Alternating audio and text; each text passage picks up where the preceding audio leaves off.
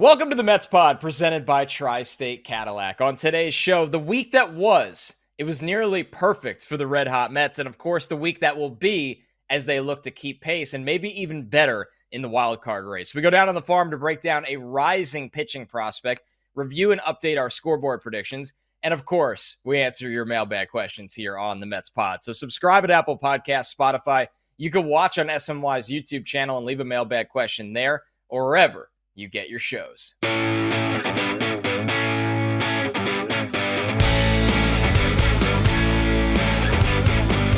What's up, everybody? Welcome to the Mets Pod presented by Tri-State Cadillac. Visit your Tri-State Cadillac dealer today and subscribe to the Mets Pod at Apple Podcasts, Spotify, or wherever you get your pods. If you'd like to drop us a review, drop us a mailbag question with that review. Watch us on YouTube and also ask mailbag questions in the comments under the show there as well. I'm your host, Connor Rogers, joined as always by my co-host, Joe DeMayo. And Joe, I'm not even going to say hello to you yet before I debut our new segment. New segment alert is the Mets Pod Mea Culpa. We're sorry, Tylor Megill. We were wrong. We shouldn't have wished you to AAA. We shouldn't have even wished you to the bullpen or the White Sox or wherever it may be. You've done well. This is our apology form, and we thank you. Joe, why has he been successful in these last two starts? He is getting ahead in counts, and that's the thing that Megill has always ran into trouble. We talked about this on last year's show, on this year's show, how many times Megill would be at 85 pitches through 3 2/3. He only gave up one run, but he just feels like he's battling through everything. And the first inning against Toronto on Monday, it was a lot of that. It was 30 pitches. He loaded the bases, but he got out of the jam, and then cruise control, retired the last 16 batters he faced. What it comes down to is Megill has good stuff. He is a capable big league pitcher, but when you get behind in counts, it's really tough in this league when you don't have that real put away stuff where you could just make up for any kind of errors with a bunch of strikeouts. Megill needs to get in front of batters, and he was able to do it the last couple starts, and that sets the Mets up for some, potential success here with Paul Blackburn dealing with the lower back tightness, and we're unsure when exactly he's going to be back. So that means Tylor Megill, you're going to be in the rotation still. So big start for him and a big win for the Mets. And if you're Megill, keep earning the next start, right, Joe? That's all it comes down to, is keep earning that next start where the Mets can lean on you more and more and more. And since we last recorded, they obviously swept the Red Sox. They take 2 out of 3 from the Reds. It really felt like, and I know it's crazy to say after a 9-game winning streak is snapped, the Mets let that last game against the Reds get away from them. That game was in their hands. Just goes to show you how well they've been playing. And a lot of it is on the backs of the pitching right now.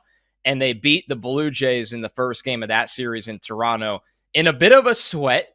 Of course, that last ball hit off of Edwin Diaz was hit hard, but not hard enough. And a win is a win at the end of the day for the Mets right now, where, listen, as it stands here, Joe, it's impossible for the other 3 teams in this wild card hunt. The Braves, who are really beat up and hanging around, you give them credit. They've been kind of a pest considering where their injuries lie.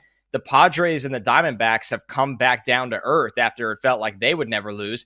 It's the Mets' turn right now, where it feels like, if you're an opposing fan or even if you're a Mets fan, it feels like this team is not losing.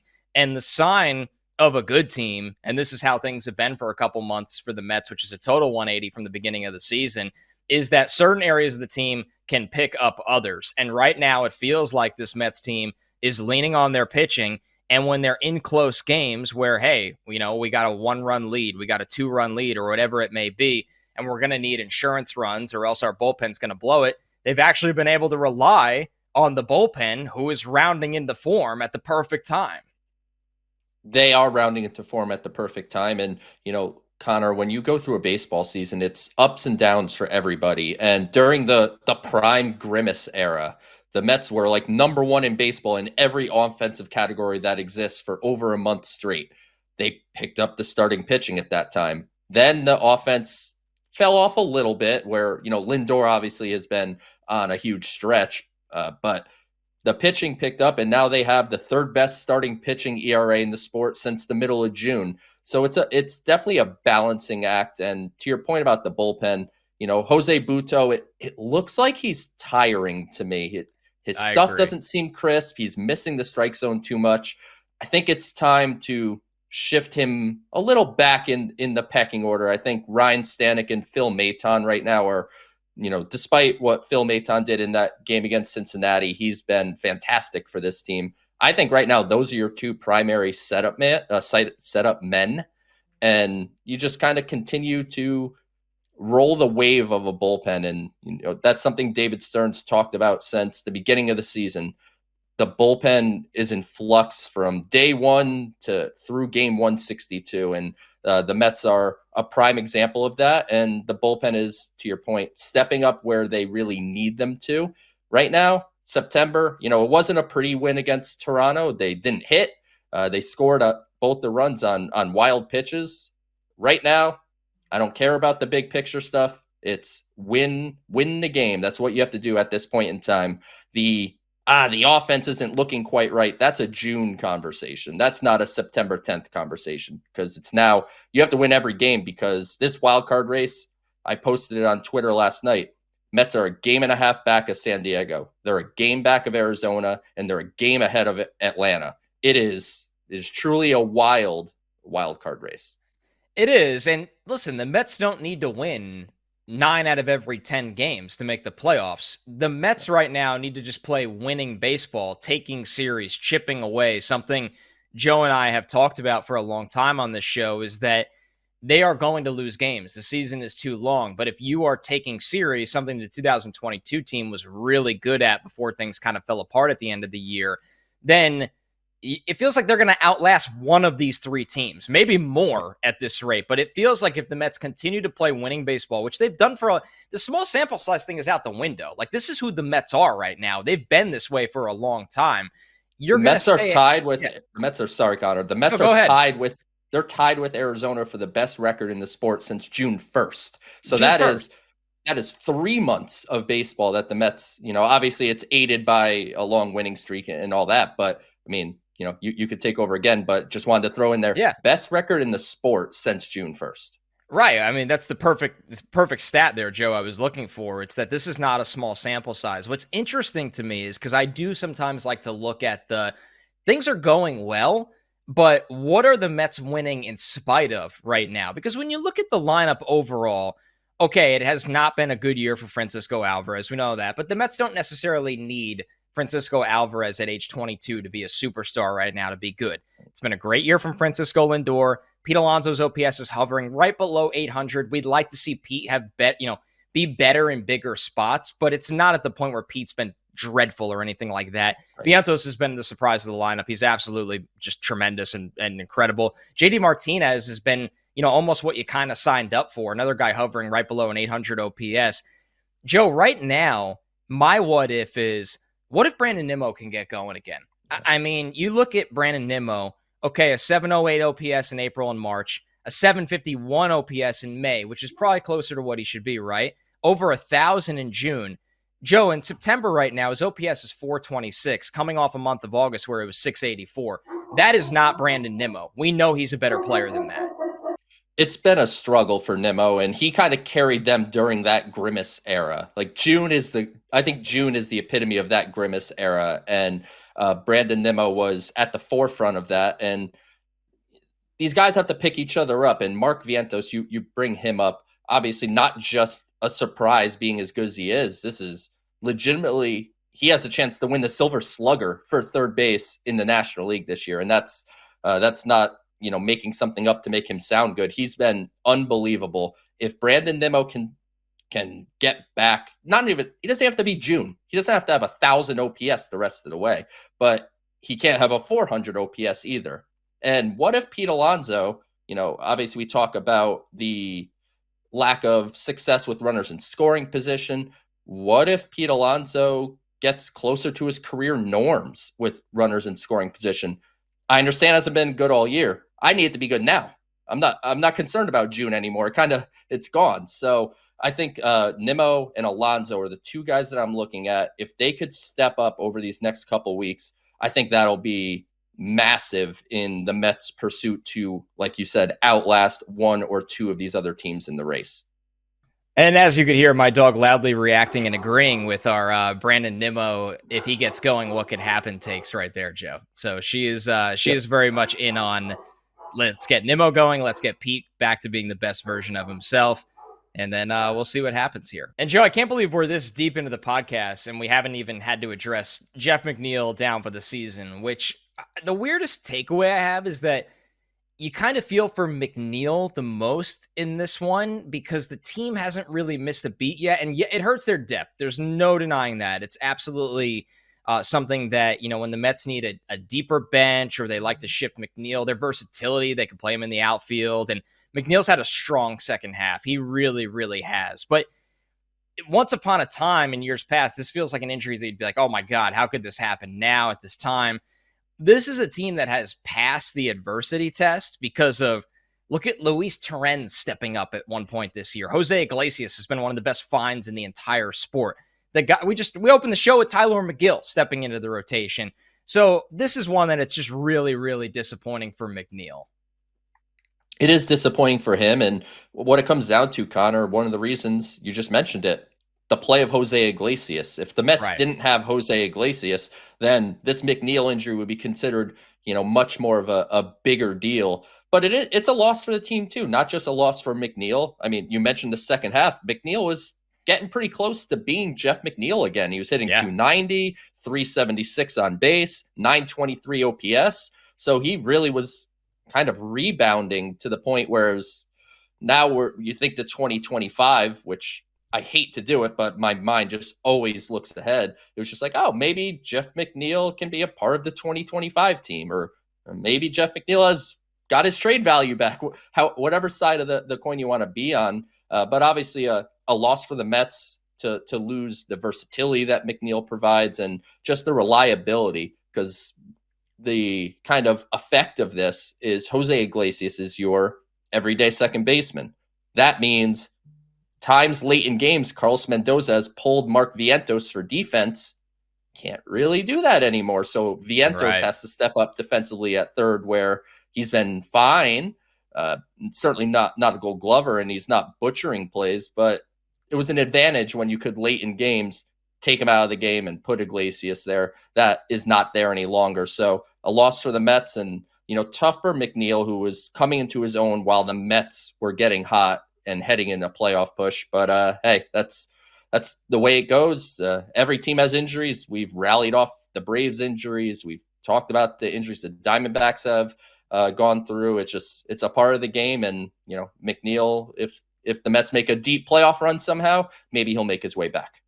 Without a doubt. The last thing on the week that was, Joe, it feels like Edwin Diaz is finding his stuff again. The velocity is noticeably more consistently closer to the best version of Diaz. And, obviously control has its days, as it does with all closers, but I don't know. Do you think it's the adrenaline right now, Joe? I mean, since he gave up the grand slam to Corbin Carroll, it feels like Diaz has come back just with confidence, throwing harder, and it feels like the juices are just flowing a little differently for him. It's very weird because it's that bad thing that somehow led to good results.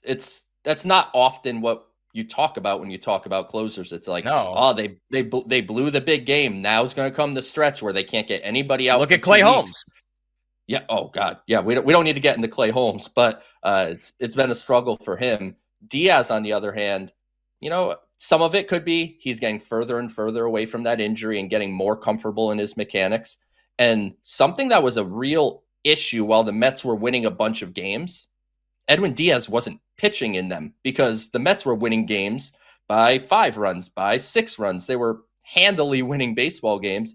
Diaz is now pitching much more consistently of late, and he has been very open. He wants to pitch all the time. He feels he's worse when there is gaps between him pitching, and he's now proven the ability to pitch back-to-back days, back-to-back-to-back days. So I think we're at the point now where Edwin Diaz is, one, fully healthy, and more important than just actually being fully healthy, confidence-wise, he knows he's healthy, because I'm sure it's been in the back of his mind all year, And he feels like that weight has maybe came off his shoulder a little bit, and he is confident. And man, you're seeing the hundreds, the 101s, and this is the Edwin Diaz that this podcast fell in love with a couple years ago. That's a great point about the confidence, because it's easy for somebody not going through it to sit there and go, why is this guy that was performing at a godlike level not doing that, coming off an injury? And what you forget is the months and months of rehab. Even after you go through that rehab process, you don't always have confidence in the area you're injured in. And sometimes that can tweak something mechanically. It can have you just in your own head about when you're landing on that leg or anything like that. It's just a totally different mindset. And the only way you ever get through that is with reps in live action. And Diaz is at the point of the season right now. It's also a weird season, right, Joe, where he's been on the IL sometimes. He had the suspension. He hasn't had a full season. So now that it feels like he's got some momentum going and some consistency going, what has arrived with that? The version of Diaz from a stuff perspective that we've grown to love. I don't think there's a coincidence with that. So it's a great call out by you, just regaining that confidence coming off an injury. All right, quickly, let's do the week that will be, because this is a big one for the Mets. 2 more against the Blue Jays. They got their first of 2 series to close out the year against the Phillies. This one is 3 in Philadelphia. And then they have the series against the Nationals that is a different Nationals team. I mean, James Wood has had a really, really good run of it since he's been called up. Dylan Cruz is up. They are young and trying to see what their young talent has. Obviously, Jesse Winker is here with the Mets right now. But at the end of the day, Joe, especially when you have 2 tough games left with the Blue Jays, we know how good the Phillies are. You'd like to capitalize on that Nationals series for sure. That Nationals team is just, I just have this gut feeling that's going to be such an annoying series. Marlins-esque. Yeah. Like you say, all the young players that they have, those guys have nothing to lose. They're playing free. They're just playing ball. And the Mets and all teams down the stretch, whether they want to admit it or not, you tense up a little bit, right? When you get closer to that pennant race, you're tensing up just a touch, and you're facing a team with absolutely nothing to lose. The Mets could sweep the Nationals, and it means basically nothing to them. Whereas if it goes the other way, it obviously could be significant to the Mets' hopes. But we have talked on this show, Connor, about that Braves series, and I still think that Braves series looms largest through the rest of the season. The 7 games that they have against the Phillies, I know 3 of them are this week, and I'm kind of jumping ahead a week, but the 7 games that they have with Philly the rest of the way, I know Philly is a fantastic team, and they're going to win the NL East unless something crazy happens here. You can't let Philly absolutely beat you down. You have, and to the Mets' credit, they have played up to their competition this year. So I have faith they'll be able to hold serve a little bit with the Phillies, and maybe it's 4-3. They just can't let that get out of control. And then, of course, you mentioned the 2 games remaining with Toronto. Just take it a game at a time. Win tonight's baseball game. Win the series in Toronto, and then get to tomorrow. Let's take a brief break from the really exciting pro team right now and go down on the farm. And Joe, we have talked about Jonah Tong this year, who's been a rapid riser through this system. But how about the debut in Binghamton, Joe, for the young pitcher, 21 years old, just turned 21 in June, his 7th round pick. If you missed the first time we talked about Jonah Tong this year, once again, a former 7th rounder who has had some big time strikeout stuff in the Mets system, Joe, and his debut in Binghamton AA goes 6 innings, doesn't give up a run, and he had 9 strikeouts. No runs, no hits, no walks. The only batter to reach base was on a throwing error, I believe by Jeremiah Jackson. Jonah Tong, if you want, Google Joe DeMayo, Jonah Tong. I interviewed him a couple months back and wrote a piece about it for SNY. I think it's something you would love to read, because this is a smart kid that really gets where the Mets pitching development is going.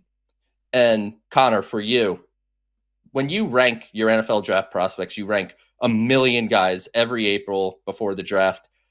There's always guys that you look at and you're like, I wish I put so-and-so higher. When I look at my top 30 list that I put out for SNY last month, I look at where I have Jonah Tong. I go, I should have put him a couple spots higher. He is broken out in a massive way. The fastball is mostly low 90s. He'll get up to 95, 96 on occasion, but it has such unique characteristics. When I spoke to him, he said when you look in the pitch model of his fastball, it's actually like a lefty fastball instead of a righty fastball, with the way it just kind of rises and goes kind of the other way than what you'd expect.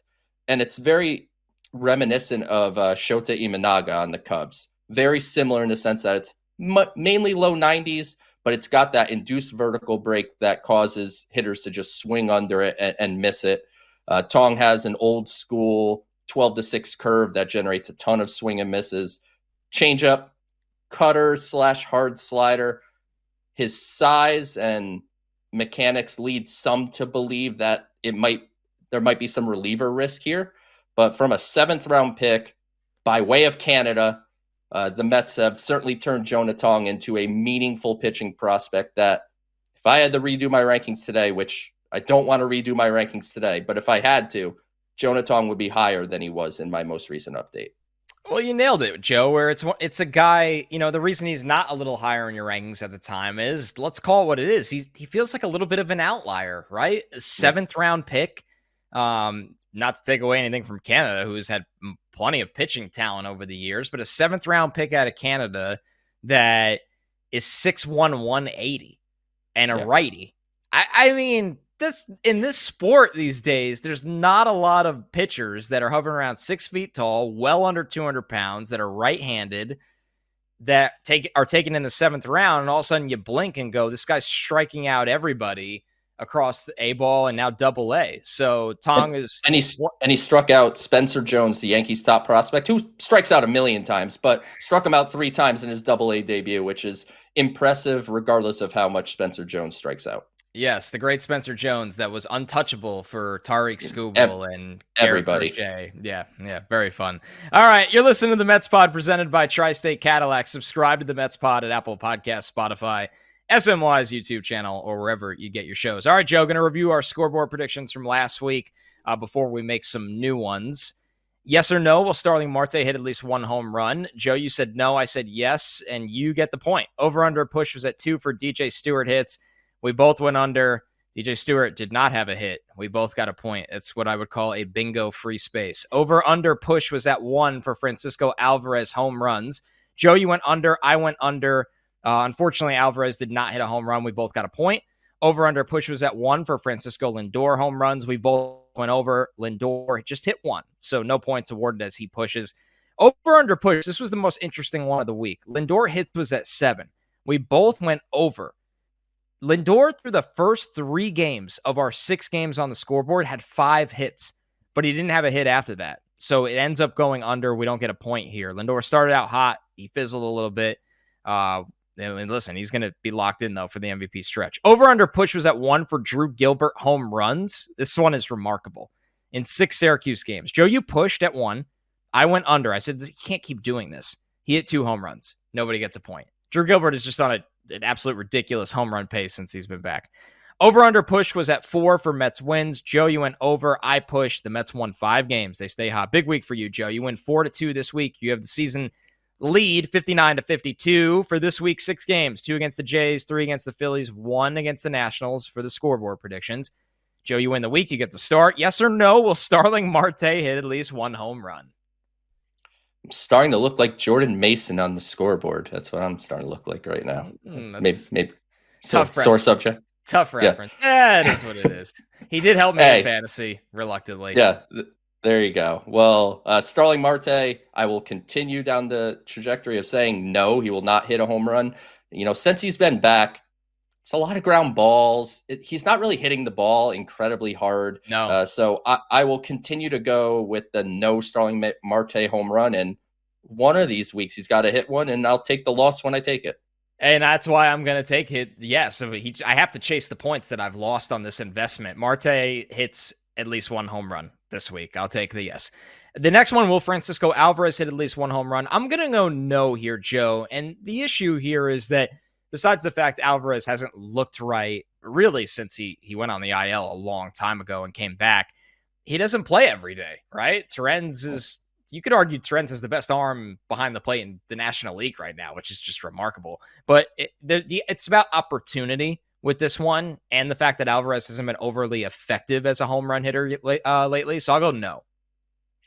I'll also go no. And your point about Torrens is amazing, because if you just look back at his Baseball Savant page over the last couple of years, defensively it hasn't been all that pretty. And this year he's taken huge strides. So that's a credit to him and a credit to Glenn Sherlock, who's the catching instructor, to kind of help him along. But back to Alvarez, I will go no as well on the home run. One thing to watch in his mechanics: when he steps in the bucket, you see him kind of step back. He takes himself out of anything that's not middle in. Anything outside, he's got no shot on. And on occasion is the word I'm trying to say. On occasion, you see him stay in, and when he stays in, then you see him spraying the ball to right center, hitting those hard line drives to right field. So mechanics have been up and down throughout the year, and obviously trying to be healthy. I'll ride with a no on the Alvarez home run as well. Over under push, Joe, is at 1 for Mark Vientos home runs. What are you going with here? I'm going to push. I mean, he might hit 2 tonight. We saw that obviously Friday against Cincinnati, the massive walk-off, and that jersey came off like Hulk Hogan style, as you said. But I will push and say he hits a home run the rest of the week, knowing that I think you'll probably go over here, and you might take it. I will go over here for Vientos home runs. He's a guy that can hit him in bunches, chasing some points here, and when he's locked in terms of that power swing, the ball can really, really carry, whether it's opposite field. The pull home run or the walk-off was out of sight immediately. So I will go over for Vientos home runs. Over-under pushes at 4 for Jose Iglesias hits. I'm going to push here, Joe, which is the most risky play because you're not giving yourself any pad, but it feels like this number is set right for where Iglesias is at right now. I like the push. One thing Carlos Mendoza mentioned is they have to be careful with playing time. Even though Iglesias is going to get the bulk of the games at second base, I don't think he's going to play every single day the rest of the stretch, because he has been, a backup player for years at this point. So Eddie Alvarez, the Olympic speed skater, I didn't even know that was in his past. Now he's on the roster and he could play a little bit of middle infield for you. I'll actually go under on the Iglesias hits. I think, he draws walks and he got hit by the pitch twice in Toronto. So he works at bats where he could make an impact on the game without getting base hits. That is an insane nugget about Eddie Alvarez, by the way. Two-time Olympic medalist, baseball and speed skating, but speed skating was like a decade ago. That's absolutely ridiculous. What a life. Somebody should make the Netflix doc on Eddie Alvarez at this point. Who, the way things have gone for the Mets this season, Eddie Alvarez is going to have a moment. Hearing you say that Iglesias is going to need some time off. Him scoring on that wild pitch, like his attentiveness and being on his toes, and really nice slide, like nice play by Eddie there. All right, over under push is at 3 for Edwin Diaz appearances, Joe. It feels like this is the time of year, and we know he likes to pitch. Diaz is going to be used even in non-save situations. Which I didn't like not using him in the non-save situation on Saturday. They could have used him Sunday, but we're not going backwards. I will go over. I think the Mets are using Edwin Diaz, like you said, in all different situations, and they could be leading by 4. They could be a save situation. It could be tied in the 9th. They're finding ways to get Edwin Diaz in the game, so I will go over here. I'll push at 3 for this one. He did pitch in the game that was most recent to our recording, and not that that'll affect, they won't just shut him down after pitching once, but at some point they will need to be a little careful. I could see 3 out of the 6 games. All right, over under push is 4 for Mets wins. Not the easiest schedule. Blue Jays are going to be a tough out these next 2. We know what the Phillies could do, especially at home. 1 against the Nationals. I'm going to say under, surprisingly, Joe. I think the Mets go 3-3 in this stretch. I think the Phillies games are going to be really, really tough, but I also hope this is a reverse jinx where the Mets just end up continuing to surprise everybody. Hey, if they go 3-3, I know people will lose their minds. That's not the worst possible outcome, obviously, but I will push at 4. I think, I talked about it a few minutes ago.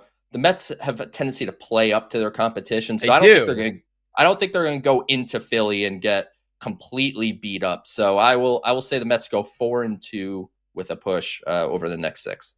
All right, let's close out the show answering your mailbag questions. This first one from Chris Toomey 9256 from YouTube. Question for Connor. How come you didn't think the Mets would make the playoffs before the season started? According to the SNY 2024 MLB season predictions, you didn't even have them getting one of the wild card spots. You had the Giants, D-backs, and the Phillies, but no Mets. I'm actually really glad Chris asked hater. This why? because I do have good reasoning that I said when we did our preview show, and this is funny how things work out. I didn't believe in, without Senga the first half of the year, the Mets starting pitching. It was my number one concern. I thought Severino would make 20 starts. I thought Manaea would be closer to a 4.3 ERA, and I was worried about the depth. And to be quite honest with you about the Mets this year, it's been one of the most pleasant surprises. That goes to show you David Stearns knows how to attack that one-year market. What they're doing in their system from a sports science perspective is incredible. I mean, Severino's made 28 starts already. It's been a career year for Manaea. David Peterson, who you and I especially have always really, really liked, we did not see this coming. The fact that Peterson's made 17 starts and has a 2.75 ERA is remarkable. And I know, Joe, we've talked a little bit about the, some of it has not lucky, but Peterson has some fortunate advanced numbers. But at the end of the day, when you've made 17 starts and your raw numbers are that good, like things are going well for you. So yeah, that's the full transparency of why I didn't think the Mets would be able to make the playoffs this year. I thought they were around an 82 win team. I didn't think they had the pitching without Senga, and credit to that group. They have fully proved me wrong. And it's been honestly remarkable to watch, specifically Manaea and Severino. Severino for being healthy, but Manaea for being a guy that at his age to do what he's done and his approach and just listening to him speak, he's been one of maybe my favorite story of the entire Mets season, to be honest with you. Connor, you had the same concerns that everybody did. I'm just glad because I get all the mean tweets and the mean posts about things I say. I'm glad you get it enough for the NFL draft. It's about time you get some Mets heat from the fans. But this was a really nicely worded question. Yeah, it was nicely worded. And I think, so you had 82 in your official prediction as wins? I think I had 82 wins.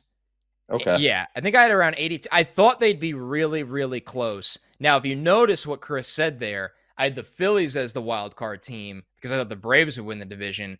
Naturally, who would have thought they would have lost their whole roster? I am not someone that thought the Braves would lose their 4 best players or whatever it is. The Giants have been wildly disappointing, and they sold some big pieces at the deadline, kept some. They've been hovering around, but just not enough. The Diamondbacks are probably going to make it. I'll be honest as well, Joe. I didn't think the Padres would do what they did at the deadline, which to me was borderline insane what they gave up for a bullpen, but they are all in on this season and they are reaping some benefits of that at the moment. For sure. And I look back, I had 86 wins and the third wild card for the Mets. I might have undershot their win total. Ain't that something? Might need more. They might need more at the end of the day for this one. So but they may get more. And they might get more. So it's no, I love when people bring that up because one, it shows people are paying attention and it's cool. And I love revisiting our predictions and how wrong you could be on like these things. That baseball is an incredible game in terms of how difficult it is to predict, specifically pitching, both starting pitching and relief pitching year after year because of the volatility of it. And as it stands right now, the volatility of it has been on the Mets side this year. And man, Joe, after we sat through not even letdown seasons, but really injury-related seasons for so long with such talent, it's nice to come out on the other end of it and have the stories that are so hard to see coming. It is. So, I mean, we talked about the good stuff about Severino and Manaea and what they could potentially provide, but they've both, especially those two, have exceeded any expectation we could have imagined. I mean, each guy has probably made themselves. If you were projecting what they would get, in spring training, projecting their contract in 2025, there's probably for each of them maybe a $75 million difference right now. That alone, right? It's gonna be It's got, huge. yeah, Yeah. probably about a $70-ish million difference compared to the projections. So, and you know what? It's a great look for the Mets because the guys that need to be next year's Luis Severino and Sean Manaea should be looking at the New York Mets and saying, I trust their sports science program. I trust their pitching, not only analytics, but all of the, coaching aspect of it as well. Like, I think Mets fans will focus on the potential of losing those guys. And if that happens, that stinks. But the glass half full, Joe, is that the Mets are now a destination for that kind of play year after year, in my opinion. Walker Buehler, come on down. Right. There you go. Perfect example. All right. Richard Frey, 1975, also on YouTube. Are you as excited as I am about our future in the pitching department with Senga back next year, Peterson with 2 years left of control, Christian Scott, Brandon Sproat, and even Paul Blackburn for one more year? Joe, I think Richard makes a good point here. It's not that you're looking at the Mets and going, man, they have it all. But the Mets a year ago or 6 months ago, you go, great, they have to go buy another rotation in the offseason again. And we've gotten away from that. Like, there's some names we can write in ink here for next year where they need to go sign some arms, but it's not a barren wasteland after what we've seen this year. It's not nearly what we expected, right? Because obviously the emergence of Christian Scott in a big way, Brandon Sproat, although he's having an adjustment period here at the AAA level, I still look at him as someone that's going to be involved in the early season conversation next year. Even from a depth perspective, I know they also have had up and down years at AAA Syracuse. I think Mike Vassell and Dom Hamill are going to be added to the 40-man roster to protect them from the Rule 5 draft, and that makes them depth. Paul Blackburn, perfectly respectable back-end starter.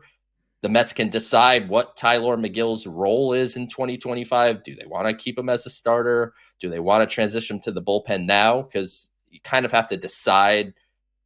I think he, more so than anyone, you have to decide what is Tylor Megill, because the starting thing is wildly inconsistent. Can his stuff tick up in shorter outings, higher leverage spots? I'd be interested to look at that. And a name that wasn't mentioned, Jose Buto's got to find his way back to starting pitching next year. I appreciate what he was able to provide this year for the bullpen when they sorely needed it, because they couldn't trust a guy to get an out outside of Edwin Diaz. And Buto bridged that gap for quite a bit of time. But I think he is a starting pitcher, so I think you move him back into the rotation. And then, of course, there's going to be opportunities with free agents, whether that is at the top of the market, a Corbin Burns or a Max Fried, which we'll get into that in the offseason, how I don't want to do that stuff. But it's an option, the short-term guys, and then, of course, some arms coming through the farm. Jonah Tong, we talked about earlier in the show, he's going to start in Double-A, and all it takes is start really hot in Double-A, get called up to Triple-A, and a need arises. So I am very excited about where the Mets pitching is at long-term because of Jeremy Hefner, because of Eric Jagers and the pitching development staff that they have. These arms are going to keep coming. I have a lot of confidence in that. So I think this is a very good point. All right. Right off the heel of that, a good question from Twitter from Dale's Pale Ale. What is the most realistic role for Kodai Senga if he comes back this season? This is picking up a little steam, Joe. SNY's Andy Martino, I believe a week ago, had a piece on this, that there's some optimism building around Senga pitching this year, specifically if the Mets make the playoffs, although I don't know if it could be sooner than that. I don't think the Mets even know. But I think what we do know, Joe, is that if Senga comes back this season, he's not coming back to throw 6 or 7 innings in a start. It feels like it would be some kind of hybrid role. And maybe that's where Megill comes back into play, Joe. So I talked about this. I was on Mets Off Day Live last week with Keith Rad and Chelsea Sherrod, and we talked about this kind of exact situation. Senga has said that he is targeting September 25th, which is the first day that he's eligible to return from the 60-day IL. as his return date. And he's, willing to do whatever the Mets want him to do, saying the right things. I'll tell you this, I don't think Kodai Senga is someone you could put in the bullpen. He is someone No. that is so particular with everything, and he needs that extra rest as a starter. Like if he throws one inning today, how many days does he need before he could throw an inning again? So I think the play with Senga is bringing back minor league baseball, right? Senga starts the game, he pitches 3 to 4 innings, and you piggyback him with a Jose Quintana, a Tylor Megill, a David Peterson, because that's going to be an interesting conversation, Connor. If the Mets do make the playoffs, the wild card is 3 games. Who are your 3 starters? Are you somebody's got to miss? And I would think McNeil and Severino have earned opportunities. Are you going to start Peterson over Senga, or do you go with a Senga starts, Peterson comes in after him? That's So it'll be interesting to see how they handle it. But by all accounts, it seems Kodai Senga is, on schedule. And I know his shoulder injury, it felt like he was behind schedule essentially at all times. Seems like he's on schedule. He's throwing bullpens, lives. He's getting ready, and he targets, the Atlanta series. So wouldn't that be something? Kodai Senga back off the IL to start a game, even if it's 3 to 4 innings in the most crucial series probably of the Mets season. What's fascinating to me, Joe, with that discussion, because I think the logic's like somebody just driving in their car right now is going, well, yeah, that's what you would do. Manaea, Severino, Kodai Senga with a potential quick hook to Peterson.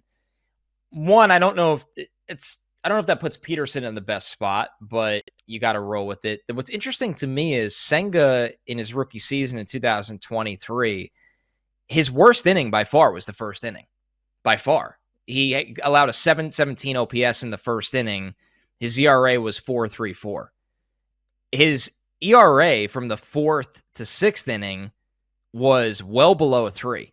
And his ERA in the 2nd and 3rd innings was right around a 3. He's hit by far his worst inning is the first inning. It's not even close. Now, so maybe you flip him. I mean, maybe I don't that's know. The play. It's right, but but is it just settling in? Does it not matter? Like if you put Senga in the 4th, is it like the 4th inning wasn't great, but now he's settling in? The 4th is the first, right? Right. I don't know this equation, and I'm kind of playing devil's advocate with you here because I think at the end of the day, logic would tell you if Senga's healthy after Manaea and Severino get their starts, that's how you would set it up because Peterson has earned it. He really has. And you know what? Let me say this, Joe, why I'm not worried about it sitting here. I trust Carlos Mendoza to make the right decision because every time he's had to make a feel decision while using the analytics as a foundation, it feels like he's batting on the high end of making the right decision. Yeah. Mendoza, and I'm sure somebody has many things to complain about, but he feels like he's batting 750. He feels like he's playing slow pitch. Feels like he's playing slow pitch softball here, not managing Major League Baseball. So I am totally with you. And the Mendoza thing didn't even enter my mind. I think that's a great point. I trust Mendoza, and obviously collaborating with David Stearns and the analytics department and Jeremy Hefner to put the team in the best position to win. And if that's Senga starting, Peterson behind him, flipping them, whatever the case may be, I think the exciting thing here is that we are talking about Kodai Senga, despite everything he's been through this year, potentially being a factor for a Mets playoff team in 2024. Couldn't have convinced Connor in spring training, I could tell you that much. No, nothing was getting through to me. And boy, I could not be happier that we're sitting here the second week of September, and the Mets are playing their best baseball, and they're right in the thick of a playoff chase here. All right, let's close out quickly with a fun one, Joe, from Steve Miller. You got to win the last game of the year. What's your lineup and starting pitcher for the game? And we could play this that the Mets are lining this up in advance, so we could pick any pitcher we want for the last game. We can't do the whole, well, this guy might not be rested and whatever. I think undeniably the pitcher's Manaea, right, Joe? No, I don't know. Okay. So Manaea has had the best year. So I think that's a very logical statement. I'm going gut feel here. I feel like Luis Severino is made for the big game, the everything's on the line. You see how juiced up Severino gets when he strikes these guys out. I just have this weird feeling that Severino would step up, but if you went Manaea, I don't think you'd be going wrong. He's been unbelievable and has pitched himself into someone that's going to be looked at like a front end-ish type of starter this offseason. All right, so let's just assume, to keep it more consistent with what you'd expect, they're going against a righty for the lineup. I think the 2 in ink are Lindor and Vientos, 1 and 2, right? Yeah. You're not going to mess with that? No, so Lindor and Vientos. Yeah. Now, what you do at 3, to me, is the question. Because Brandon Nimmo is having the worst month of his career and plenty of time to turn it around. I'm not just putting Nimmo in the 3 hole in this game like they like to do. Yeah. I feel like Jesse Winker's my 3-hole hitter. Him against right-handed pitching, he gets on base. If he doesn't get hits, he gets on base. And then I guess even though it hasn't worked out very much with runners in scoring position, I feel like you just have to bat Pete, clean up. I still agree. I agree. I think 5. Do you go Nimmo 5? And then yes, and then because JD it's 6? A righty. If it was a lefty, it would be JD. Yeah. It's Nimmo. Yeah. I think it's Nimmo 5, JD 6. So this is where I'm going to get a little creative. Marte, I might bat Iglesias 9th to try to do the double leadoff guy thing. Yeah, I'm okay with that. I think it's Marte 7, and then we're debating between Bader. Oh no, we can't have Marte and Winker and JD. They can't all play.